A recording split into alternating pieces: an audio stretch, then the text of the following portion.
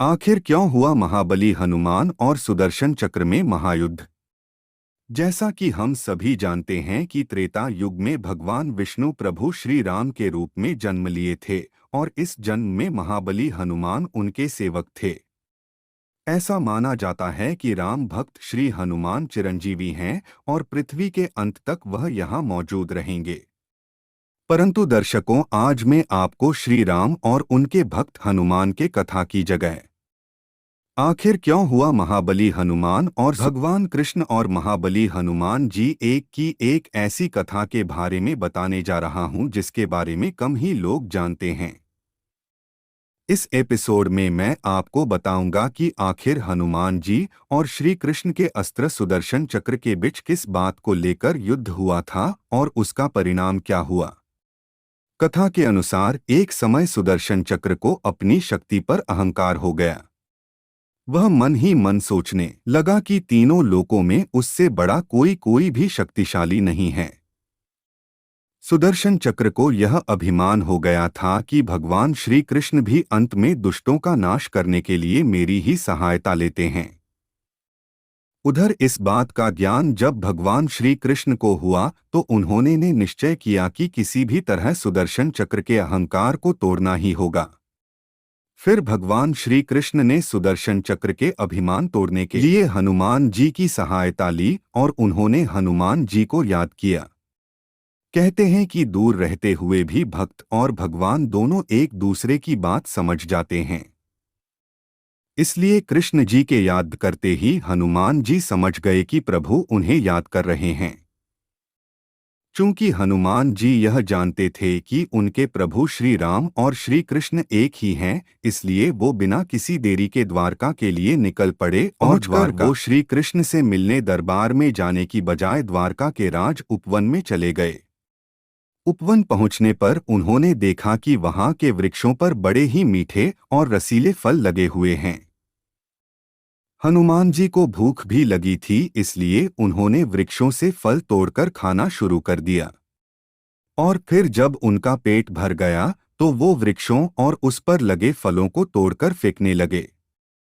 उधर जब इस बात का पता दरबार में कृष्ण को पता चला तो वो मन ही मन मुस्कुराने लगे और फिर उन्होंने अपनी सेना को आदेश दिया कि जाकर उस वानर को पकड़ लाए। श्री कृष्ण का आदेश पाते ही उनकी सेना हनुमान जी को पकड़ने के लिए राज उपवन के लिए निकल पड़े। वहां पहुंचकर सेना ने हनुमान जी को ललकारा और कहा, हे मूर्ख वानर, तुम बाग क्यों उजाड़ रहे हो? नहीं जानते कि यहाँ का राजा कौन है? अगर नहीं जानते तो मैं तुम्हें बता दूं कि यहाँ के राजा श्री कृष्ण हैं और वो तुम्हें दरबार में बुला रहे हैं। सेनानायक की बातें सुनकर महाबली हनुमान ने क्रोध होने का ढोंग करते हुए कहा कि कौन कृष्ण? मैं किसी कृष्ण को नहीं जानता। मैं तो प्रभु श्री राम का सेवक हूँ। इसलिए जाओ और अपने राजा कृष्ण दो कि मैं नहीं आऊंगा। यह सुन सेनानायक क्रोधित हो उठा से बोला, अगर तुम अपने आप मेरे साथ नहीं चलोगे तो मैं तुम्हें जबरदस्ती पकड़कर ले जाऊंगा। फिर जैसे ही श्री कृष्ण की सेना हनुमान जी पकड़ने के लिए आगे बढ़ा, वैसे ही हनुमान जी सारी सेना को पूंछ में लपेटकर राजमहल में फेंक दिया। यह देख सेनापति वहां से भाग गया और श्री कृष्ण को दरबार में आकर बताया कि वह कोई साधारण वानर नहीं है। फिर उसने श्री कृष्ण को सारी बातें बताई। उसके बाद श्री कृष्ण ने अपने सेनापति से कहा कि आप उस वानर को जाकर कहिए कि श्री राम आपको बुला रहे हैं। यह सुन सेनानायक वहां से हनुमान जी के पास चला गया। इधर श्री कृष्ण ने सुदर्शन चक्र को आदेश दिया कि तुम्हें द्वार की रखवाली करनी है और इस बात का भी ध्यान रखना है कि कोई भी बिना अनुमति के अंदर ना आ पाए। आज्ञा के अंदर आने का प्रयास करे तो उसका वध कर देना। यह सुन सुदर्शन चक्र द्वार की रखवाली करने लगा, क्योंकि श्री कृष्ण ये समझते थे कि श्री राम का संदेश सुनकर हनुमान जी एक पल भी रुक नहीं सकते हैं। उधर सेनानायक ने जब हनुमान जी से कहा कि श्री राम तुम्हें बुला रहे हैं, तो हनुमान जी बिना देर किए दरबार के लिए निकल पड़े और जब दरबार के द्वार पर पहुंचे तो सुदर्शन चक्र ने उन्हें रोकते हुए कहा कि मेरी अनुमति के बगैर तुम अंदर नहीं जा सकते। किंतु सुदर्शन चक्र यह नहीं जानता था कि जब श्री राम बुला रहे हों तब हनुमान जी को तीनों लोकों में कोई नहीं रोक सकता।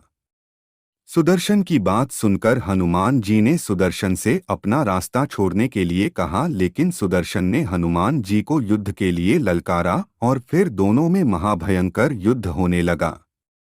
किंतु कुछ देर बाद जब हनुमान जी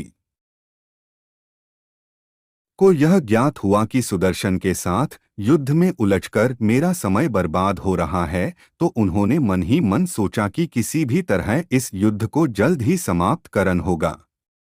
उसके बाद उन्होंने सुदर्शन को पकड़कर अपने मुंह में रख लिया और फिर वो अंदर दरबार में पहुंच गए। दरबार में पहुंचकर हनुमान जी सबसे पहले श्री कृष्ण के चरणों में नतमस्तक हो गए।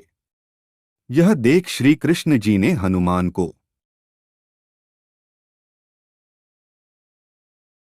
गले से लगा लिया और फिर उनसे पूछा, हनुमान तुम अंदर कैसे आए, क्या किसी ने तुम्हें रोका नहीं? तब हनुमान जी ने कहा, भगवान सुदर्शन ने रोका था, परंतु मैंने सोचा आपके दर्शनों में ज्यादा विलंब ना हो, इसलिए मैं उनके साथ युद्ध में नहीं उलझा और उसे मैंने अपने मुंह में दबा लिया। इतना कहकर हनुमान जी ने अपने मुंह से सुदर्शन चक्र को निकालकर श्री कृष्ण के चरणों में रख दिया। यह देख सुदर्शन चक्र का सर शर्म से झुक गया और इस तरह अब उसका घमंड भी चूर हो चुका था। हनुमान जी को वानर रूप में क्यों लेना पड़ा जन्म?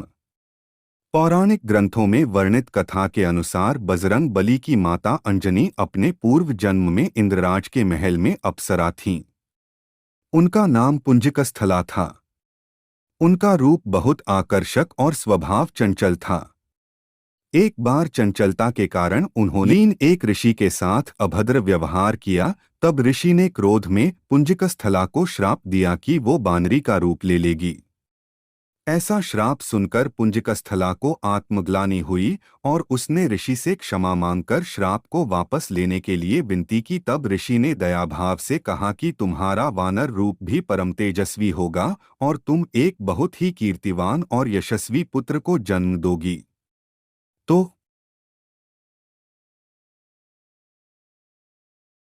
आइए जानते हैं कि बजरंगबली यानी हनुमान जी का जन्म किस प्रकार हुआ और क्यों उनको वानर रूप मिला।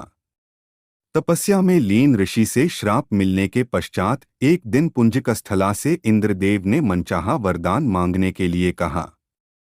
तब पुंजिकस्थला ने इंद्रदेव से कहा कि यदि संभव हो तो वो उसे ऋषि द्वारा दिए गए श्राप से मुक्ति प्रदान करें।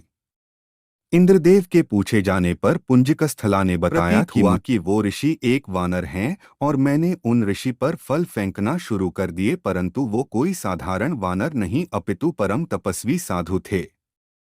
मेरे द्वारा तपस्या भंग होने के कारण उन्होंने मुझे श्राप दिया। जब भी मुझे किसी से प्रेम होगा तो मैं वानर का रूप धारण कर लूंगी।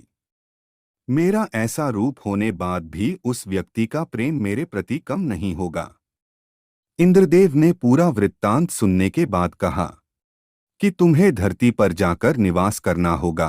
वहां तुम्हें एक राजकुमार से प्रेम होगा जो तुम्हारा पति बनेगा। विवाह के पश्चात तुम शिव के अवतार को जन्म दोगी और फिर तुम्हें इस श्राप से मुक्ति मिल जाएगी। इंद्र के वचन सुनकर पुंजिकस्थला अंजनी के रूप में धरती पर निवास करने लगी।